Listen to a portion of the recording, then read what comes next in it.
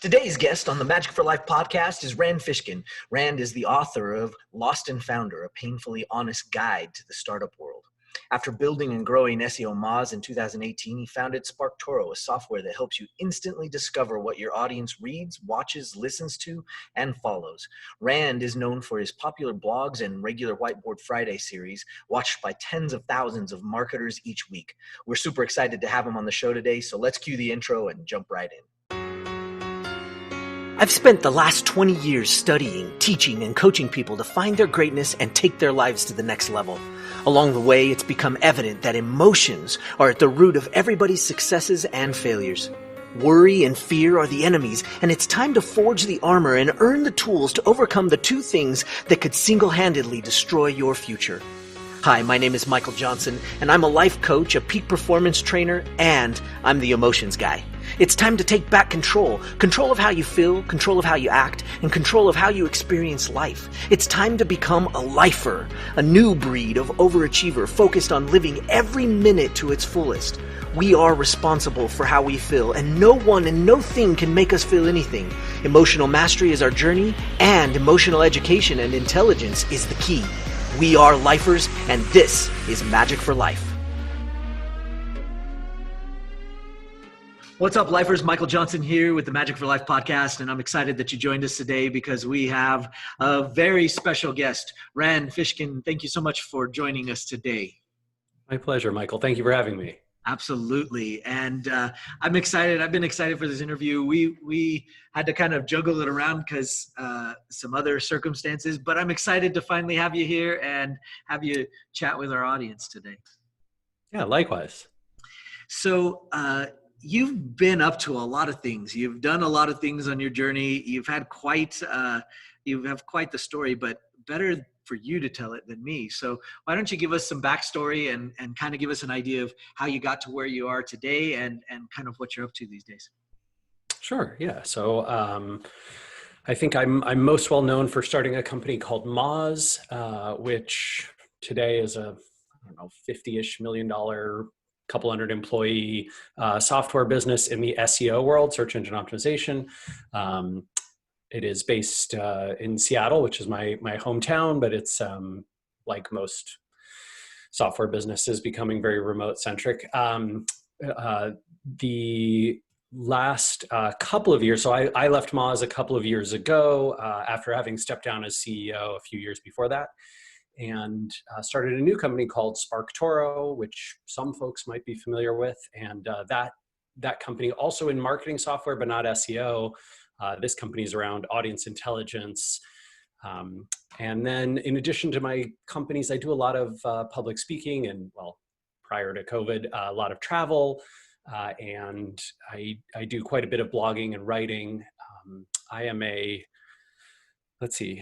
a fierce proponent of small and medium businesses, of startups, of underdogs, and I'm a fierce opponent of monopoly power and wealth inequality, and a big believer that individual human beings have the power to change our own destiny, but that if we would like to make large-scale societal change, that can only be done systemically.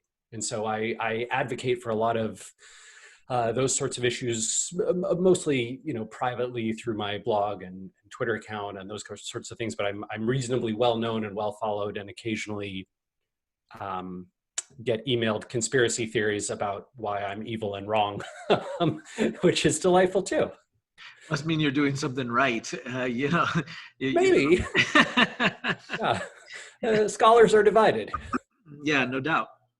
Well, to take a number of companies to that level of success really is quite amazing, and to do that is no small feat.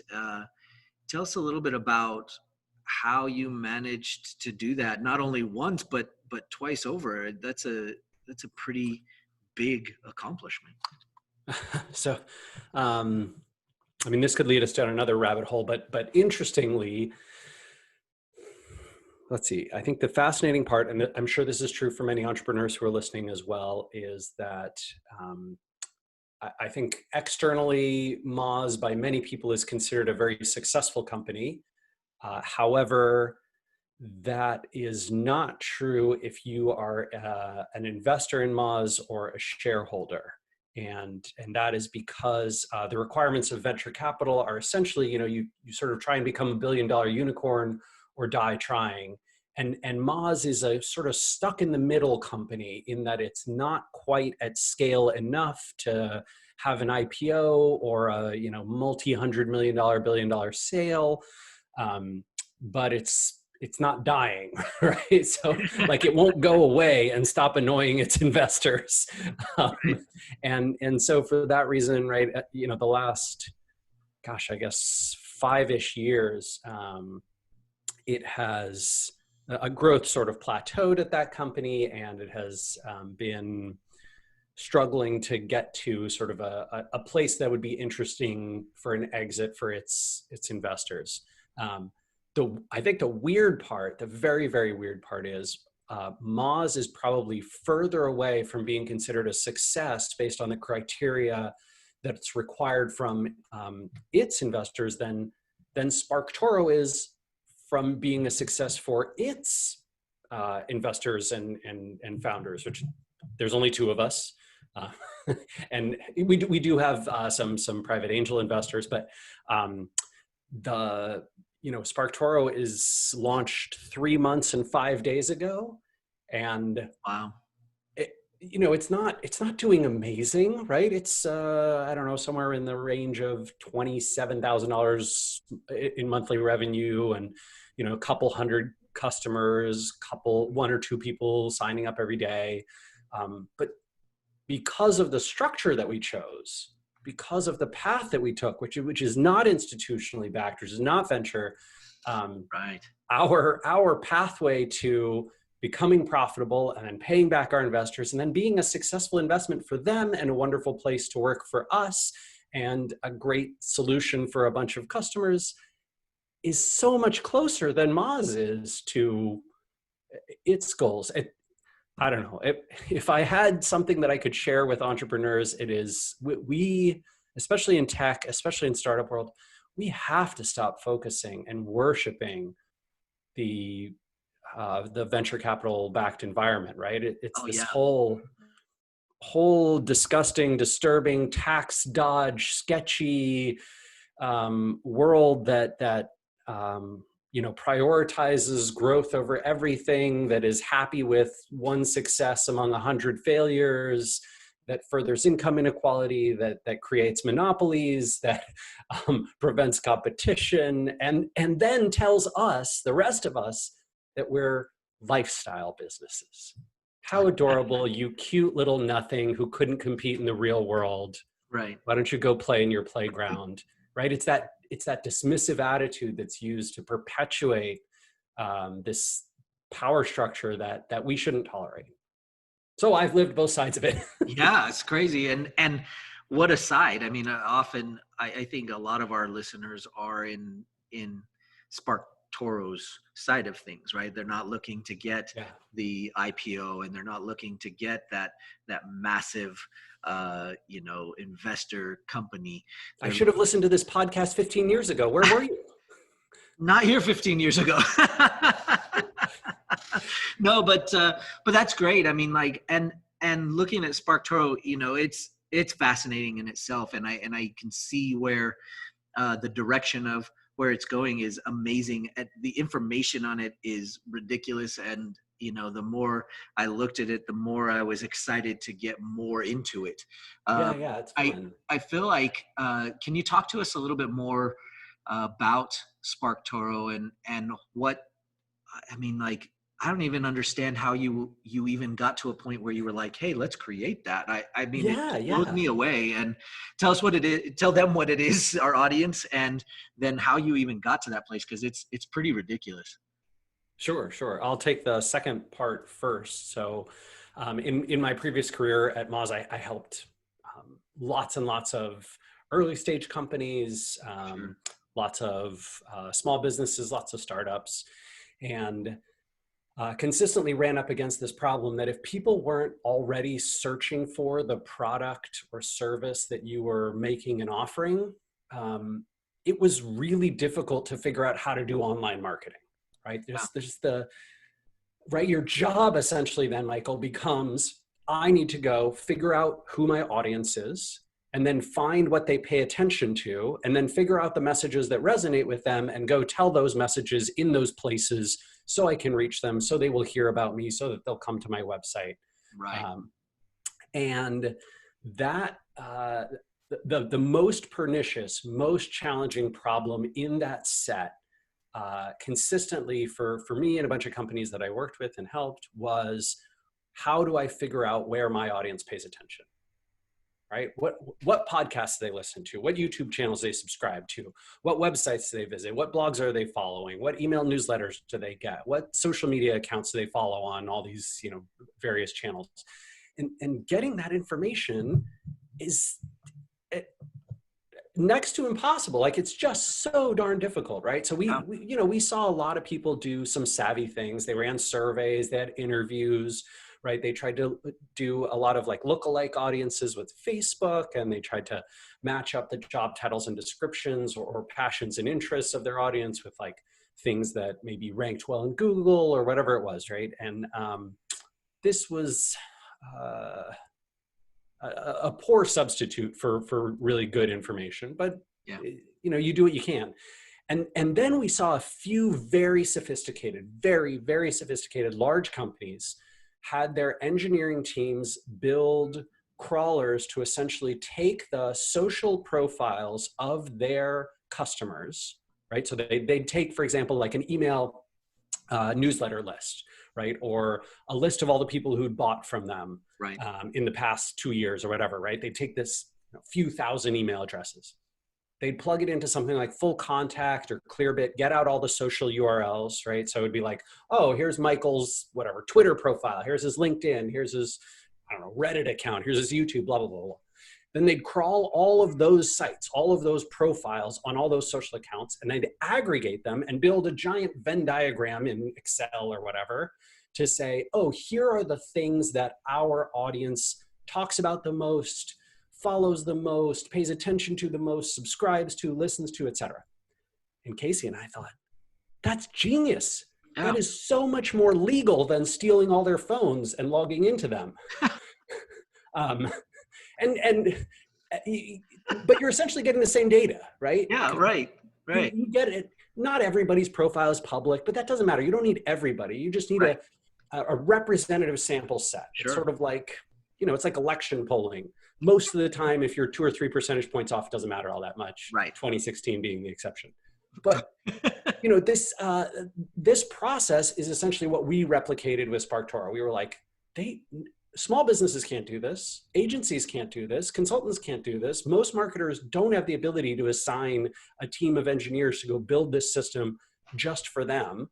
Yeah. We should build the whole thing, and we should build it for as much of the web as we possibly can. And so we started with English language profiles in mostly US, UK, Canada, Australia, Ireland, a couple other places. But and that's what Spark Toro is. It's a giant database. It's not AI, it's not machine learning. It's pretty unfancy, uncomplicated. There's some challenging tech that goes into the process of crawling all this stuff and aggregating and making it searchable, blah, blah, blah. But essentially, you can search for, I want to know what electrical engineers in Canada read and watch and listen to. I want to know what landscape architects in California are watching. I want to know what software as a service entrepreneurs who care about billing are paying attention to. I want to know what people who follow this particular social account, because we've had a lot of success doing a marketing campaign with this publication or brand, and I want to find more people who influence that same audience. That's what Spark Toro is for, right? It's really about gaining a deep understanding of your audience, what they talk about, what they read, follow, listen to, watch, and then being able to specifically identify the individual people and publications that could reach that audience so that you can do great marketing. Yeah. Yeah, it's amazing. And I mean, you almost downplay it, but like from somebody that doesn't really understand how that all works, it sounds magical. It was pretty cool. I will say, like when we were building it, we didn't know if it was going to work, right? So we raised some money a couple of years ago. Okay. We did, we really didn't, right? It was very experimental. It's sort of like, Sure. hey, if we aggregate this data, and then you start searching it with, real language that people would just type in, is it going to work? Like, is it going to pull Yeah. back enough good, useful, interesting information? Is it going to be deep enough? Are people following enough stuff on all these profiles, like to be able to make it work? And when the first results started coming back, what was that, maybe 9 months, 12 months into our process? I had that, like, I had that Frankenstein moment, right? Dr. Frankenstein, it's alive. That is awesome. How cool is that? I mean, like so many times entrepreneurs get sort of, um, ridiculed for having these big dreams and having these like big visions of like, we could do this, like this could work. And other people are like, oh yeah, how's that project going to work for you now? And so it's so cool for all of us to be able to just cheer on another that one of your big ideas worked. And it's Yeah, cool. Like thank it you. is Oh my so gosh. freaking cool. And I don't know. I that's one of the things I love about entrepreneurs in particular. I came from a background of competition. I was a professional ballroom dancer for a portion of my life, Yeah, and yeah. it was always me against another person. It was me Mm. against them. And so there's always this little downside of we don't want them to do well. You don't want, because if they're doing well, that means you're not. Right, right. There can only be one That's right. gold medal winner or whatever. Yeah. But But in the beautiful entrepreneur, thing about capitalism, if it's well regulated, is there yeah, can be millions of winners. yeah. And so it's so cool because I feel like for all of us entrepreneurs out there that are just a little delusional, just a little bit off our rocker because we think that we're going to change the world. And I knew it was official when she was 7 at the time. My 7-year-old daughter drew me a picture. It was a little banner, and she handed it to me before I went to work, and she was like, "Here, Dad, I made this for you." And it said, "Good luck on changing the world." And I'm like, "Yep, it's official when your 7-year-old is like writing to you going, hey, good luck on your day at work changing the world." You're like, And yeah, and with no irony either, right? nothing. No, like absolutely dead serious. Good luck today changing the world. Like it I was love just, it. I love it. Because whenever someone tweets that at me, they mean it a different way. yeah, no doubt. But I mean, this is like, to me, it's a game changer, and as I started looking at it and what it does, I just thought, how can that be? How can that be? Like, it just kind of blew me away. So I mean, kudos to you, and I hope people go and try to use the software and get involved and use what you have, because holy cow, it is ridiculous. I want to dig in a little bit to maybe a little bit of the behind the scenes stuff, Sure. because for our podcast and what we're talking to entrepreneurs about is, on one end, talking to amazing people like you that have figured out a piece of the mechanics that are working. But I believe that it is 80% mindset or psychology, and maybe 20% mechanics. And when you get, the goal is to get the right mechanics, right? And so having stuff that like you do is imperative. But on the psychology side, when everything wasn't working out and when you had no money and you're trying to raise the money and the capital for it, how did you keep your emotions in check and keep pushing yourself through when there was that difficult time? Yeah, yeah. So, I mean, for me, there've kind of been a couple periods of that. Um, maybe more than that, but the earliest one, right, was in my early 20s. I dropped out of college. I started working with my mom, Jillian, at her small business marketing consultancy here in Seattle, and I was basically building websites for her clients. And we were struggling is a very kind word to use. We were basically just going deeper and deeper into debt every month, and that was true for several years. For a few years there, I was making literally like half of minimum wage kind of money, and my girlfriend, who's now my wife, Geraldine, was paying our rent and all our bills, and I was, just, I don't know, toiling away trying to make this business work. And I think that very frankly, a lot of those early days for me were a combination of denial and refusal to accept what was going on, refusal to take responsibility. Right. I just didn't, I thought, well, my mom's the president, so, she's supposed to figure all this out, and I just do the work. Right. And of course that was not true. And that was not how we eventually dug out of this. Right. And it was, I think in a lot of ways it was like finding a repeatable, scalable pattern, something that I enjoyed doing, that I had some passion for and some interest in, and getting great at that, getting at least good at that, and then earning the recognition of my peers. And that's what sort of brought about the start of Moz, which was SEOmoz, right? So originally, this is 2003, I start this blog called SEOmoz.org. And the blog is terrible. Like, it's just, it's sort of sad and pathetic. It's just some guy rambling about like how he's learning SEO and what he's figuring out and what's working for him and not. And the only reason that I started this blog is because I was very frustrated trying to learn SEO after we at our company stopped being able to pay our SEO subcontractors. And we had promised the work to our web design clients. So it was like, okay, Rand, this falls on you. Like, we need the money and we can't pay anybody, we can't pay the subcontractors. So you have to do it. And, it's either me or my mom, right? Right. Like, and she had plenty else going on. So, wow. That was sort of our turnaround point. And it took a couple of years for that blog to gain some traction, but I eventually got decent at writing it. I got decent at SEO. I had some successes to share.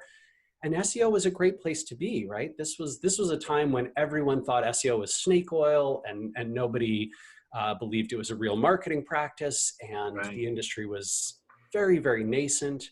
But because we were a source of relatively credible, relatively thoughtful, relatively cogent information, a lot of people found us and came to us when they were trying to rank in search engines like, at the time, MSN Search and Ask Jeeves and Yahoo and Google.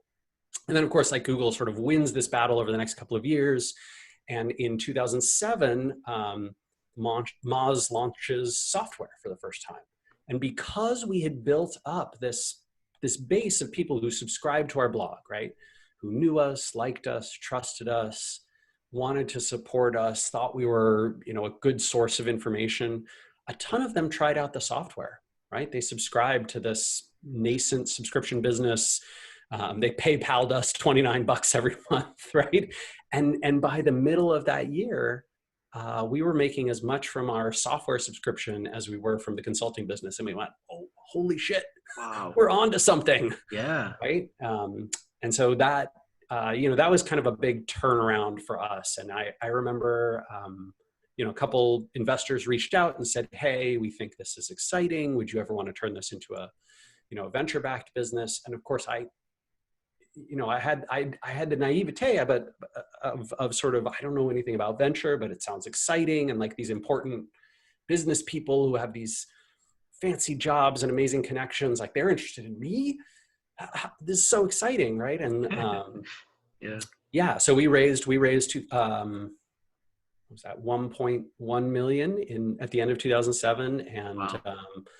I became the CEO for the next 7 years, and Moz sort of, just took off like a rocket, grew 100% year over year for 7 years. Wow. I think when I stepped down, it was doing, close to $40 million a year run rate. And yeah, it was just this kind of incredible journey. But those early days were filled, with frustration and denial. And, I wrote about this in the book, right? In Lost and Founder, but, we were on the verge of bankruptcy all the time. We were getting notice letters in the mail. My mom was like racing home to her house to try and pick up the mail before my dad did so that he wouldn't find out. She would always run to the phone at their house to answer the phone in case it was like debt collectors calling. I don't know how she did it, right? It's just, what a nightmare. Yeah. Holy cow. I mean, and to come through all of that and find your way to the top of the mountain is pretty amazing. Like it's a testament, I think, for so many entrepreneurs that are in that space, and trying to live through that space, and that's rough. So I believe that the quality of our life is really the quality of our communication and our ability to not only communicate well to others, which you clearly figured out through running a company, but communicating to ourselves and being able to manage how we have that self-talk going on. What kind of things do you find yourself saying to yourself to keep yourself positive and to keep yourself moving forward when everything is falling apart? Okay, I think I should be honest here and say that I don't know that I'm good at that. That's fair, though. When things are not going great, I'm a little bit of a pest to be around.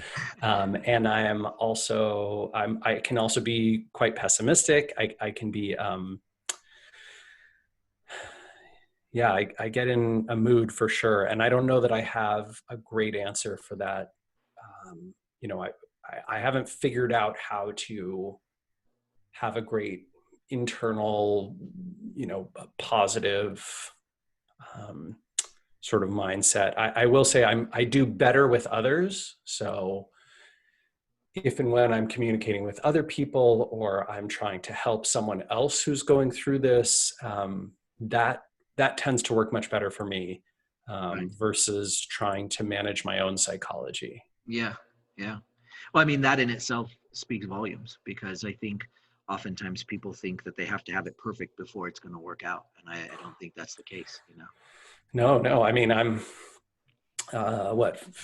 41 and been doing this for 19 years and still don't have that figured out, right? I mean, with Spark Toro, I can tell you, right, on it was my birthday a few weeks ago, and we'd had a couple of maybe 2.5 sort of slow, unproductive weeks at the company in terms of getting folks to sign up and subscribe, and I think I sent my co-founder Casey a text because he was like, "Happy birthday! What are you doing tonight?" And I was like, "I am eating leftovers and feeling bad about myself. That is what I'm doing for my birthday." Because I'm in a bad place. Like, I'm upset. I don't like how things are going. Yeah. And thankfully the last 2 weeks have been quite good. So now I'm feeling better. Yeah. Well, and I think it's all of us, it's all of the entrepreneurs out there trying to work through those ups and downs that come with the business. And, I appreciate the candidness and the authenticity, because it really is like that. And for all of our entrepreneurs that are in the beginning phase and that are starting to move through it, they're going, "Oh, okay, so it's all right. That's all right. Like, we're going to make it. It's still going to be like, yeah, it's all right. It's totally all right," because that's part of our charge as entrepreneurs. It's part of the direction we're heading. And it's not all sunshine and rainbows, Of course, nobody wants to tell you about that when you get in. Specifically with that idea, when you're worrying about or when you find yourself worrying, how have you learned to sort of manage that and be able to kind of say, okay, well, next week's going to be better, and how have you learned to deal with some of that worry? Because you have, I mean, I try and channel it into, let's see, I don't know that I try and channel it. I think my natural proclivity is to channel any frustrating or problematic scenario into guilt. And then I use that guilt as fuel for productivity. Interesting. Yeah. So potentially, potentially that's a thing that's worked for me. I think that there's obviously several thousand years of genetic guilt that helps me and my people achieve this remarkable accomplishment. Yeah. But yeah, that I think is a big part of how I've occasionally made progress. Like I tell people I have this like a hole in my chest that can only be filled by sort of the praise and recognition of other people, right? Saying like, oh, this was so helpful, or this is so great. I really appreciate you doing this work. And, every week or two when I feel like I haven't done enough of that, I get this almost like overhanging guilt condition, right? That's just beating a drum in my head saying like, get to work, do more, work harder, get it out there, right? Yeah. And yep, I don't know that that's a super healthy way to live, but it has certainly been part of the fuel for my professional career. For sure. Well, I like to go into this piece of the podcast. I call it our speed round. And it's our go-to emotions is really what it's titled. And what we do is just quickly go through. I'll give you some categories and ask you what your go-to emotion when things are working out and everything's going well, and what your go-to limiting emotions are when things are going poorly in that category. So it'll make sense. We'll go and you'll get it on the way.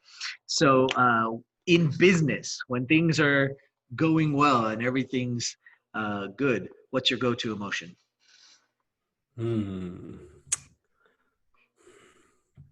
I feel like I should be helping other people do those things too. Cool. Yeah. And when things are going poorly, what's your limiting emotion? I can get very quickly trapped into a cycle of anxiety and frustration and sometimes even be paralyzed by that. Yeah.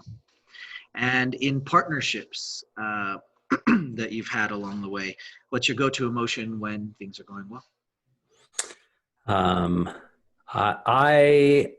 So I love people, and not all people. I mean, I'm a picky sort of person, but I get along with a lot of people, right? One-on-one, and I form friendships fast. And yeah, I have a lot of love for my co-founder Casey, and for people that I worked with previously at Moz. And I have a very loving, close relationship with my wife Geraldine. So I think that my go-to when things are positive is just leaning into that love and expressing it. Yeah, for sure. I've tried not to follow in the footsteps of sort of my father's generation, and where you sort of keep your emotions close to the vest, and instead be very upfront about the fact that I deeply feel the relationships that I build with people. Yeah, for sure. And limiting or partnerships? Yeah. So when I get in professional, I'll stick with professional partnerships for this one. Just for business, yeah. Yeah. So let's see. I think I have sort of a high tolerance up to a breaking point, and I try, and especially early in my career, I think I bent over backwards too much and too far and for too long, and did not, I really struggled with this idea that if a partnership, if a professional relationship isn't working out, it is not exclusively your fault. It's not exclusively the other person's fault. And it's okay if you don't make it work. That things can be even better for both of you if you part ways. And I had a lot of trouble believing that. I thought that firing somebody or not working with them was like the worst thing in the world. And it was only through a decade of experience with that I started coming around. It took me a very long time to get to this point where Sure. I believed, hey, maybe we just don't want to tell the same story. That's okay. That's not a bad thing. And so now I'm in much more of a, oh, well, do we fundamentally at our core disagree and things aren't working? Well, let's move on. Move on to your thing. I'll move on to my thing. Doesn't mean you're bad. Doesn't mean I'm bad. Sure. Just time to tell different stories. Sure. And the next category is relationships. So different than partnerships, but in relationships, what's your go-to emotion when things are going well? Gratitude.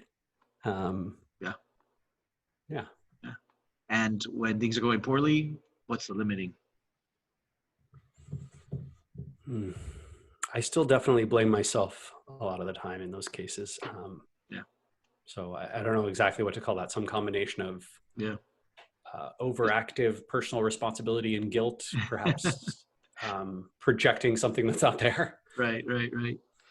And I think that's huge. I appreciate you sharing all that with us because, again, I think so many entrepreneurs out there are they're feeling different things, and I think it's important that we can chat and we can talk in that way. The big problem, I feel like a big problem around this is, at least for me, I don't know if this was true for you, Michael, but I struggled for a long time to even understand my emotions in this way to be able to have a conversation like this. Yeah. Right? Like, I think if you would have asked me these questions when I was 25 or maybe even 35, I would have been seriously challenged to give you honest answers or to say that I had ever thought about this stuff. Yeah. Right. And that, I think that's part of how we were socialized growing up. I assume we're of similar-ish age. Yeah. And I think that's part of the culture that we grew up in. And I think that's part of how, the business world taught us to be, like, as leaders, as men, as, managers. There's a lot of unhealthy stuff there, right? And so if I could encourage entrepreneurs, your listeners, to do something, it would be find a way to start having those conversations with yourself earlier, exploring, exploring that process. What I don't have is great resources to send people on that stuff, right? And like, where should you go to learn how to have a conversation with yourself and to learn how to understand why you have these emotions that you have and where it comes from in your history and your life and how to break out of unhealthy patterns. Yeah. I mean, therapy, right? Like therapy. Magic for life. They're in the right. Magic for life. Yes. That's it. There you go. Yeah. Send them our way. That's a wonderful thing that you're doing, right? That's, as my people would say, this is a mitzvah that you bring us, right? To help all these people who are struggling, who have to go through this and who don't have pathways of exploring and understanding this. Yeah. I guess I'd just say to your listeners, right? Like, this is invaluable. If I had these skills 15 years ago, my God, who knows where Moz might be today? Right. Who knows where I might be, right? Who knows where all these relationships might be? Yeah. Just, you can live such a better life. That's so cool. One of the things I like to do is be able to give you a chance to kind of shout out the things and projects you'd like them to connect to. So how can our audience connect with you? What direction would you send them so that they can connect with the things that you're doing right now? Obviously Spark Toro, but tell us some more about which direction you would lead them if they were to start to go down that path. Yeah, absolutely. So if anybody wants to give Spark Toro a spin, it's free. You can run up to 10 searches a month for free. It is sparktoro.com. Easy to sign up. Just need an email address. And if you're interested in the stuff that I'm sort of writing and publishing, I do that on the Spark Toro blog, but I'm most active on Twitter, where I'm at Randfish. Awesome. Well, we'll put that in the description below so you guys can see how to get to it easily. So regardless of where you're listening or watching, this will be in the description. And you know what, Rand, thank you so much for joining us today. It's been a pleasure talking with you. And I hope that they go check out Spark Toro, because it is cool. It is. Oh, really well, cool. Thank you so much, Michael. I really appreciate you having me, and I really appreciate the way that you're helping so many people. It's awesome. Thanks a lot. Thanks for having us, or thanks for coming, and we'll see you next time. All right. Take care of yourself. Cheers. Bye. Hey, lifers, don't forget to get your free copy of the Every Minute Book. You can find it at everyminutebook.com. And don't forget to follow us on Facebook and Instagram.